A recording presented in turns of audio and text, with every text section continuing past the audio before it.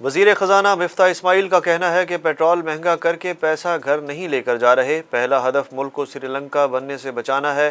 تاریخ کے 4 بڑے خسارے عمران خان نے کیے۔ مفتاح اسماعیل نے وفاقی وزیر اطلاعات مریم اورنگزیب اور عائشہ غوث پاشا کے ہمراہ اسلام آباد میں پوسٹ بجٹ پریس کانفرنس کرتے ہوئے کہا کہ گزشتہ حکومت نے IMF سے معاہدے کے برخلاف فیول پر سبسڈی دی۔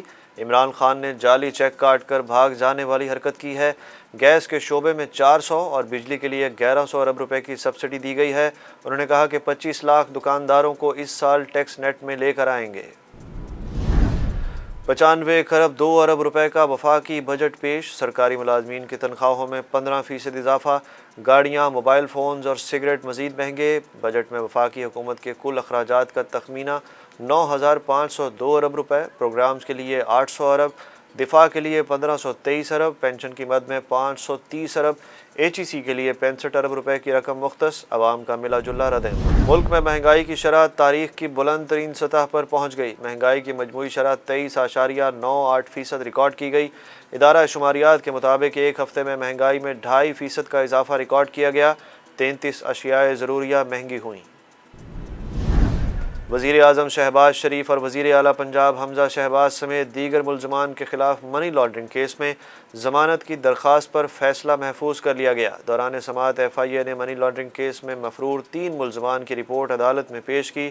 وزیر اعظم شہباز شریف نے عدالت میں پیشی کے موقع پر کہا کہ میرا کسی شوگر مل سے کوئی تعلق نہیں، میں تنخواہ نہیں لیتا، CEO نہیں ہوں، شیئر ہولڈر نہیں ہوں۔ نیب میرے خلاف سپریم کورٹ گیا، عدالت نے کرپشن کے ثبوت مانگے تو دم دبا کر بھاگ گیا۔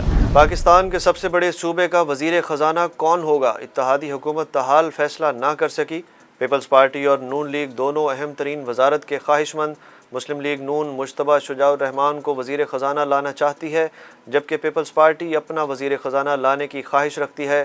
صوبائی وزیر عطا اللہ تارڑ کہتے ہیں پنجاب کا بجٹ لیگی وزیر خزانہ پیش کریں گے، وزیر خزانہ جو بھی ہوں گے وہ جلد حلف اٹھائیں گے۔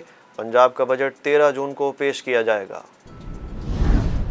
حکومت پنجاب کی جانب سے صوبائی کابینہ میں مزید توسیع کا فیصلہ۔ توسیع کے دوسرے مرحلے میں پیپلز پارٹی کے مزید 3 وزراء اور 2 مشیر شامل کرنے کا امکان۔ صوبائی کابینہ کی توسیع کے دوسرے مرحلے میں شامل ہونے والے 20 اراکین کل حلف اٹھائیں گے۔ لاہور کی سیشن کورٹ نے لانگ مارچ توڑ پھوڑ کیس میں PTI کے رہنماؤں کی عبوری ضمانت میں 18 جون تک توسیع کر دی۔ ایڈیشنل سیشن جج سائمہ قریشی نے PTI رہنماؤں کی عبوری ضمانتوں کی درخواست پر سماعت کی۔ عدالت نے ڈاکٹر یاسمین راشد سمیت PTI کے دیگر رہنماؤں کی عبوری ضمانت میں توسیع کی۔ معروف مذہبی اسکالر اور سیاستدان ڈاکٹر عامر لیاقت حسین کی اچانک موت کی تحقیقات جاری۔ پولیس نے ان کے گھر سے مختلف اشیاء تحویل میں لے کر فورنزک رپورٹ کے لیے لیبارٹری بھجوا دیں۔ تفتیشی حکام کے مطابق عامر لیاقت حسین کے گھر سے لیے جانے والے سیمپل لیبارٹری کو بھجوا دیے گئے ہیں۔ سیمپل کی رپورٹ 15 روز میں موصول ہوگی۔ رحیم یار خان میں باغ مالک کا مبینہ تشدد، 12 سالہ بچہ جاں بحق ہو گیا۔ پولیس کی جانب سے باغ مالک سمیت 4 افراد کے خلاف مقدمہ درج، ملزمان کو تاحال گرفتار نہ کیا جا سکا۔ مقبوض آبادی میں بھارتی فوج کے مظالم جاری، قابض فوج کی ضلع کلگام میں فائرنگ سے ایک اور نوجوان شہید ہو گیا۔ واقعے کے بعد علاقے کی مکمل طور پر ناکہ بندی کر کے موبائل اور انٹرنیٹ سروسز بھی معطل کر دی گئیں۔ پاکستان نے دوسرا ون ڈے میچ بھی جیت لیا۔ سیریز میں ویسٹ انڈیز کے خلاف 2-0 کی فیصلہ کن برتری۔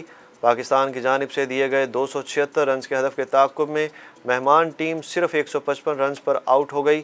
پاکستانی لیفٹ آرم سپنر نواز نے 4 کھلاڑی آؤٹ کر کے پاکستانی ٹیم کو فتح دلا دی۔ سیریز کا تیسرا اور آخری میچ کل کھیلا جائے گا۔ ملتان میں شدید گرمی کے باعث دونوں ٹیموں کا آج پریکٹس نہ کرنے کا فیصلہ۔